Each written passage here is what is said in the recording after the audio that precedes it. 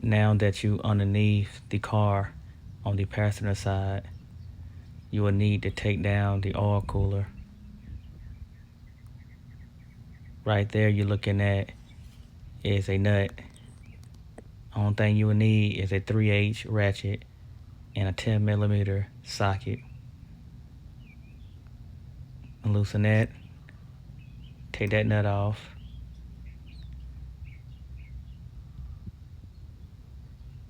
And up here you have another nut,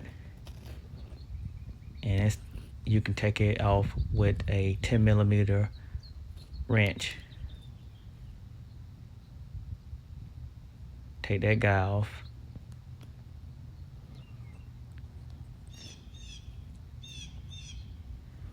These tie wraps, you take it loose to move the wires out the way.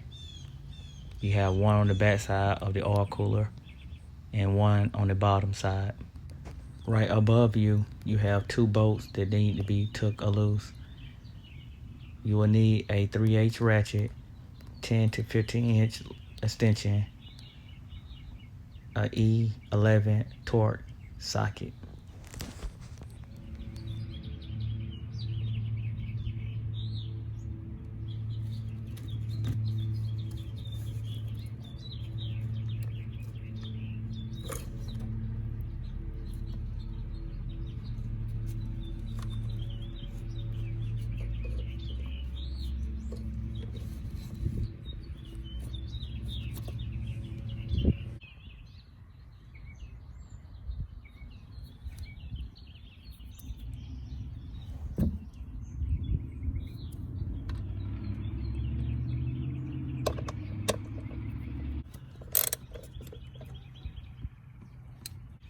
You want to drain the oil cooler before taking it down.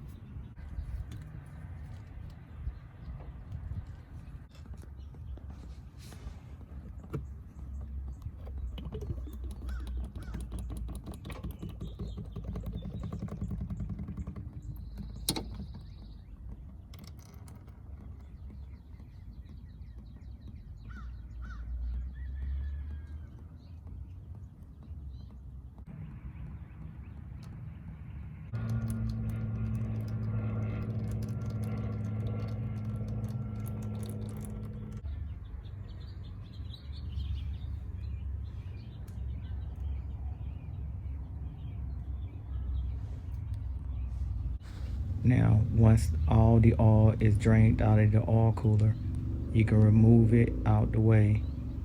And now you got plenty of room to take off the hood latch cover, disconnect the hood latch sensor.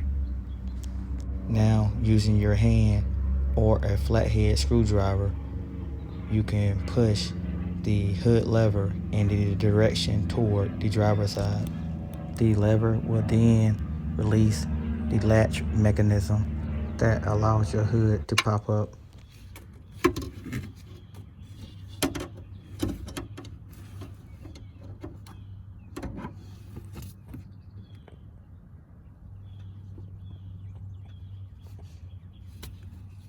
As you can see, I'm applying pressure to the lever, but it won't budge. I'm using a 16-inch flathead Craftsman that I bought from Lowe's. And I'm applying a whole lot of pressure, and it still won't budge. You can run into this problem when the lever is seized.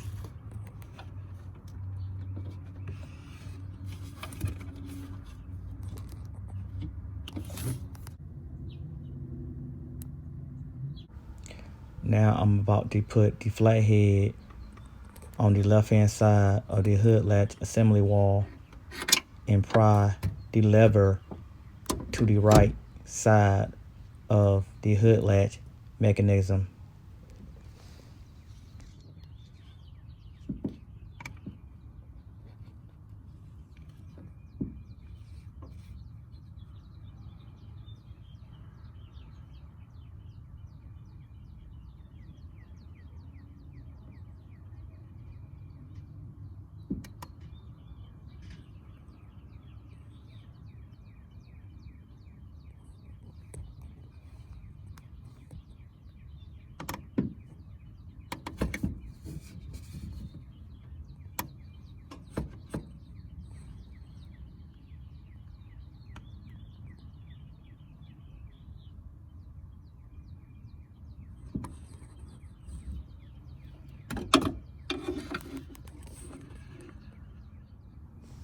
Okay, once the lever is on the outside of the hood latch mechanism, you will be able to pop open the hood.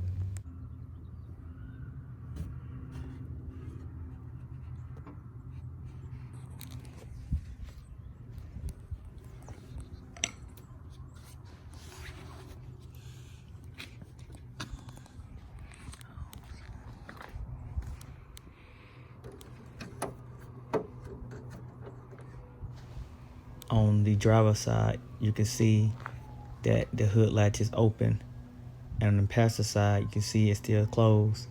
I had to put the camera down and use both arms to raise up and pop the hood open.